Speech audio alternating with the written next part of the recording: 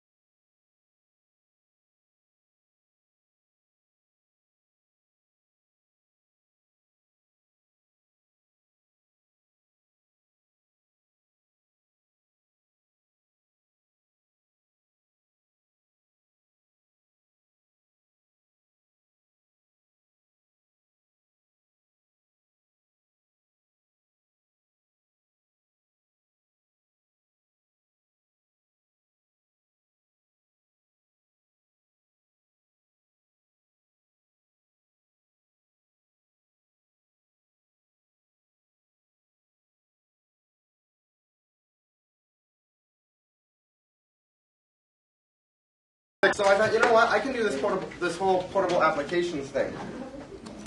But the plan failed. Did that switch? Perfect. The plan to do the whole... Two reasons. The first... Come on, Brad, hurry up. I'm doing the best I can. I'm dying. You're doing fine. You're doing fine. There you go. You're doing fine. I'm kidding. So it failed for two reasons. One, not every computer has a workable USB port. Hotels block them off. Internet cafes lock them out. USB is not a reliable means because not every computer has it. And the second is we can do this by looking around the room. Not every computer runs Windows. And portable apps, as great as they are, I run Windows. So my applications would work on my machine, but they wouldn't necessarily work on, Dave's Mac over here. So I decided, if I wanted to do this whole technology agnostic thing, portable apps were not going to be the way to do it. So I came up with this 5-word kind of mantra for what I do. And there's 14 letters, 4 spaces, 3 spaces, 4 spaces, and a period. And I said from that point on, everything has to be online. And I did this with portable apps. I said, I need a set of rules. If I'm going to do this, I want to do it right. So I came up with 2 rules. The first rule is everything I do, I need to find a web alternative first, or try to find one. So anytime I want to write a note to myself, I look for a way to do it online. Anytime I need to pull up a calculator, I try to find a way to do it online. Word documents, email, contacts, everything. My first goal is to try and find something online. And the second rule is to keep my local applications to a minimum. So yes, I use things like Skype. I don't use the calculator. Windows has a notepad built in. I don't use it. I use web-based tools. I want to keep those to a minimum. Now, the exception to this, because every set of rules has them, is that I do use applications for non-essential things. So I do use the calculator on occasion. I use a little alarm clock, but I don't really need it. And I also use it for stuff that I already do online. So the Delicious plugin, for example, in the Firefox. There's easy ways to do it online, but it's quicker and easier for me to do it in Firefox. Yeah? Do you ever, I don't know, maybe I'm just concerned, but do you ever worry about losing your data when you put it online or anything like that? I do backup Okay. everything. Yeah. This presentation, for example, actually Michael and I were talking about that just now. If I had no wireless, there's a copy of this presentation that I saved to my laptop before I came today. Okay. So there are backups to all of this. My email, there's a copy on CD. And so there are backups. I don't really touch on that in here because it's more about how I do things than the full process. But no, I am worried about that. I do keep backups, and security is another issue, company going away. There's a lot of issues. But for me, the fact that I can do this all from any laptop in this room is well worth it to me to have everything online. So a lot of people ask, do I use any desktop applications? I do. Like I said, I use Skype. I had to install OpenOffice the other day to print mailing labels because after 4 hours of searching online, I gave up. And so I do use some desktop applications, but not many if I can avoid it. And I try every alternative I can find. So like I said, I spent 4 hours looking for a way to print mailing labels. It took me 10 minutes to install OpenOffice, 15 minutes to print them off. Like I could have done it in half an hour, but I wanted to find a web-based solution. There isn't one yet, so I was a little disappointed. But and of course, that goes back to rule number 1, which is to try the web first for absolutely everything I do. So everybody asks, well, how do you do this? How do you manage everything online? And before I get into this, despite the fact that I'm here representing a company most of the weekend, none of the companies I'm about to mention are paying me to be here, and none of them have paid to be in this presentation. I do this out of a passion for their products, and I do this because I actually use these things hours upon hours upon hours per week. So this is my killer application. How many of you have seen NetVibes? Handful of hands on this side, one guy on this side, one guy in the middle. NetVibes is a personal start page. So there's a sample screenshot of what it looks like. So you've got all of these little modules that you can put. The screenshot has Facebook, weather, email, Flickr. And you can put as many tabs along the top as you want. Right now I have 13 of them. The average NetVibes user, from what they've told me, has 4. I spent a lot of time there. Sorry? 26. 26? I had 23. And I shuffled things around and then pruned it so that it didn't go over like 5 rows. And so here's how I organize them. My home tab is where I spend probably 90% of my time on NetVibes. And I have Twitter on there, friends timeline, updates, app messages, direct messages, all of my email is on there, my Facebook to keep up with what everyone's doing, my address book through Plaxo is on there, my to-do list I use Remember the Melt.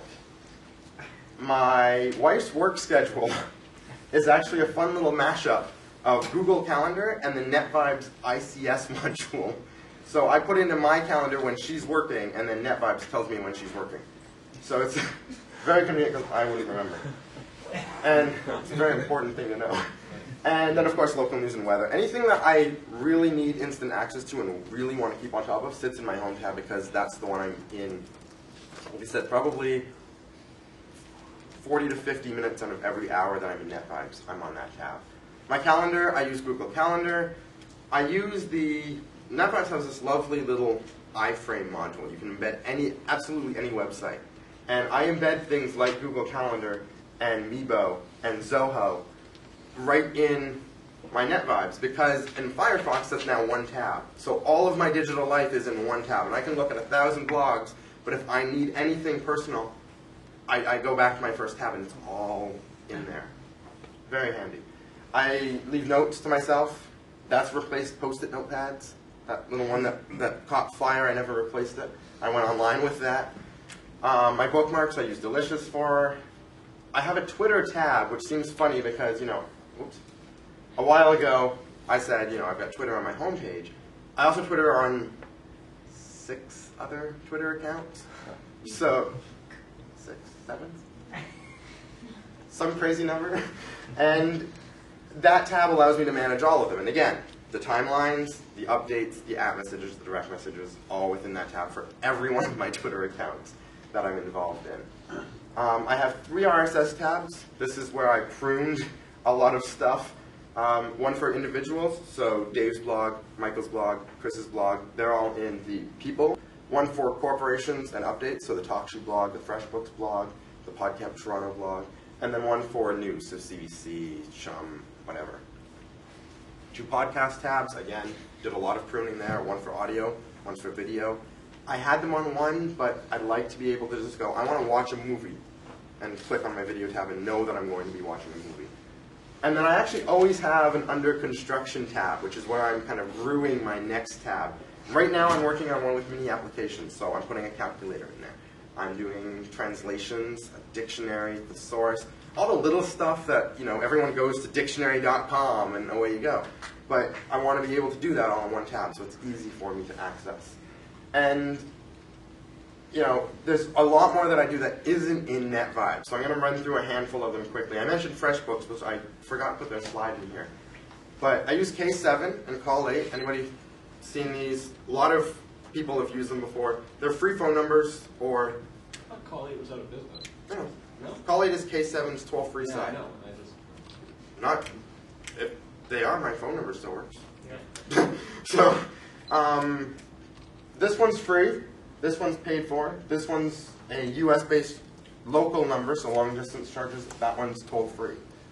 So, you take your pick as to what you want. I use both of them, and voicemails go directly to your email, which is beautiful and keeps with my whole web-based thing. Flickr, of course. Upcoming.org for event management. I'm starting to use the Facebook event manager, though, so this slide may go away soon. WordPress. Oh. WordPress for my blog, again, on web-based. Dig because I get bored. Really, what else is it for?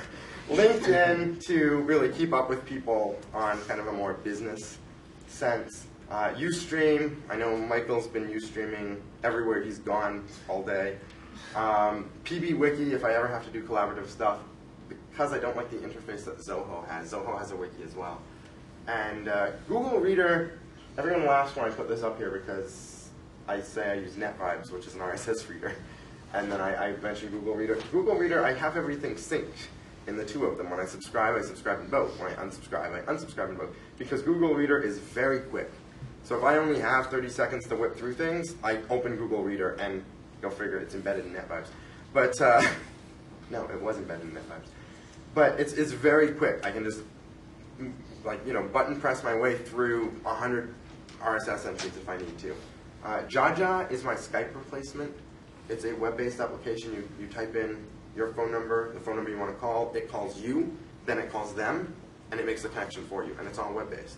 So that's my Skype replacement. I don't like the fact that Skype doesn't have an online IM plan, so if any of you know the guys at Skype, send them a note for me. Utters, how many of you have seen Utters? That's a lot more hands than I expected, that's good. Utters is video and voice and pictures. Is that it? Am I missing one? Video, voice, Pictures? Am I missing one? Messages? Utters or Seismic? Which one do you like better? I like Utters because I like to be able to do things with my camera. I like to be able to say hi. Seismic, you have to save the file to your computer and transfer it into a Flash video file, which means a desktop application needs to be installed. If I want to do, yeah, exactly. That's how crazy I am about this. If I want to do something with my camera, I would have to install a desktop application. So I like the fact that I can just kind of go with it. I love Seismic if I'm at my laptop and recording something, because again, it's Flash, right? I don't have to install anything. I suppose other than the Flash plugin, but Jot is my new favorite service ever, and Dave's with me on this one. If you haven't seen Jot, you pick up your phone, you call a number, it says, who do you want to Jot? You say, me. And it says, Jot yourself, and then you say whatever the heck you want, and it emails it to you. So I've already jotted 6 times today when I meet someone and say, I've got to check out this guy's podcast or blog or whatever. It's my note management for events. I jotted myself from the bar last night, which the translation is so nice. You know what? Just on Jot, really, jump on. You can actually tweet on Twitter. Yeah, you can tie it into Twitter. You can tie it into WordPress. You can tie it into all sorts of stuff. I use it just for email, but yeah, you can tie it in. I've got it tied into iwantsandy.com. Yes. And Yes. That's wonderful for room everything. Yeah, Sandy's great. Sandy is kind of a personal secretary type. I guess that's the best way to describe it. It's kind of like having a secretary without actually having to have a secretary. And you can access it through, do they still have the IM? You can do it through IM, Twitter, email, And then now Jot. and Jot. And no, I used Sandy for a while. I ended up eventually just, coming up with my own solution, which works just as well for me. But no, Sandy's great. But Jot is my new best friend at the moment. And the translations can be hilarious. Yeah, I got Mitch Jewell. Mitch Jewell. Yeah. I think I mentioned, I think I used the name Mark last night, and it came back as Mouse. Like, call Mouse about, I'm like, oh, Mouse. So yeah, the translations are absolutely hilarious. And that's it. That's all I had. Again, my contact information is here. If you have any questions, now's a great time. I make myself pretty obvious. So if you have any questions and want to track me down the hallway, I'm obviously going to be around all day. I'm here tomorrow too. And of course, email's easy. So yeah. Question, Tom. What do you do on a day like this, where you're living on a cloud and you can't access it? I think it was Sean who asked me that earlier. I cry. I quite literally break down and cry.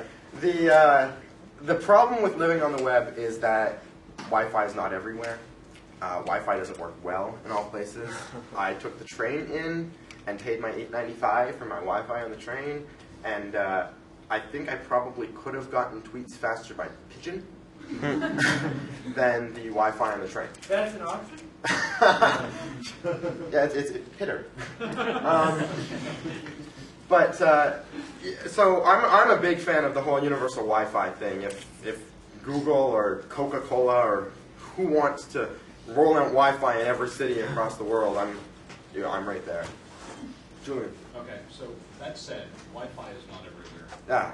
And I mean, we have practical. I'm totally feeling where you're coming from, and as time goes on, I mean, it makes sense because the servers on the other end of the internet are powerful. Yes. Our machines are relatively weak. So it makes sense to send everything over there, right? Yeah.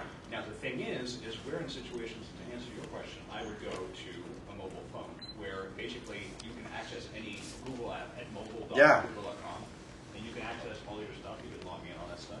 You can't create an account like that. Well, the the other beauty of the whole living on the web thing, and the last time I came in Toronto, I was here about 3 weeks ago-ish, almost third Tuesday, end of January, month ago now. Wow.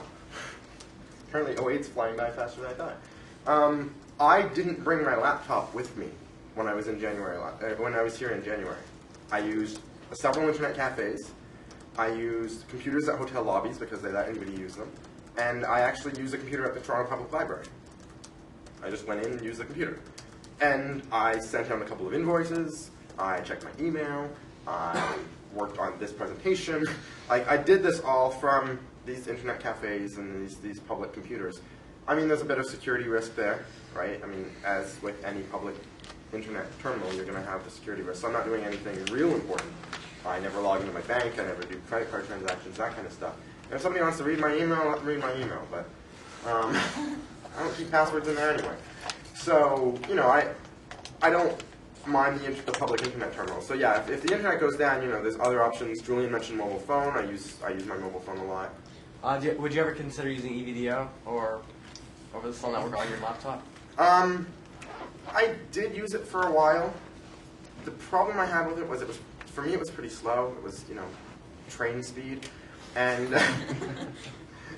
not very pleased with VIA right now. So, you know, I've looked at it, I've played with it. I had a EVDO card in my last laptop for a while. For me, it's just easier to find a hotel. Because most hotels have a laptop or a computer or two in their lobby, or a library, or an internet cafe. And for the price of the card plus the cost per month, and you get limited data, usually on EVDO. So for me, yeah, with Rogers. For me, it's just a lot easier to pay the few bucks an hour and go to an internet cafe and get happy. So that's it. The slides will be on my website. Probably not today or tomorrow, but Monday. So if you want to pick up the slides, and of course links and brief descriptions to all of the stuff I use. Yeah. Is the thing that you use Jaja free? Like, is that? Jaja is not free. It's, I think, I want to say less than 2 cents a minute. Skypeout's not free either, and a lot of people use Skypeout. I don't make a lot of calls, and usually when I do, I'm making them from my cell phone number. So I use Jaja if I'm calling England, Australia, North America. I usually just use my cell phone. Yeah.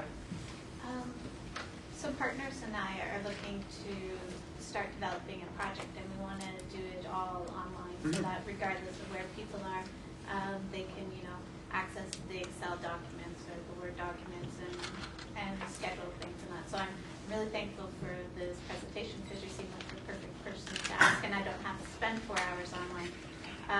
We were thinking about using Google Docs and Calendar and Google Video. Would you say that's the best approach, or is there something better? And we also want it to be secure so that other people can't come in and access the information, and we want to be able to track to know if somebody's made changes. I like Google. I don't use Google Docs, I use Zoho. Like I mentioned, it's an online document. The beauty of Zoho is they tend to have more features. A lot of the products have more features than the Google versions. So my presentation, for example, was done in Zoho. That was a web browser that you're all just looking at. It wasn't a PowerPoint presentation. It was my web browser. Yeah. The food is here. We need a few people to help us. We've got 50 trays of sandwiches. So if people can help us, that's great. Sorry. Yeah, no. I'm not going to get in the way of lunch to talk to one person. So head off, eat, enjoy it, and if you have any questions, you know how to get a hold.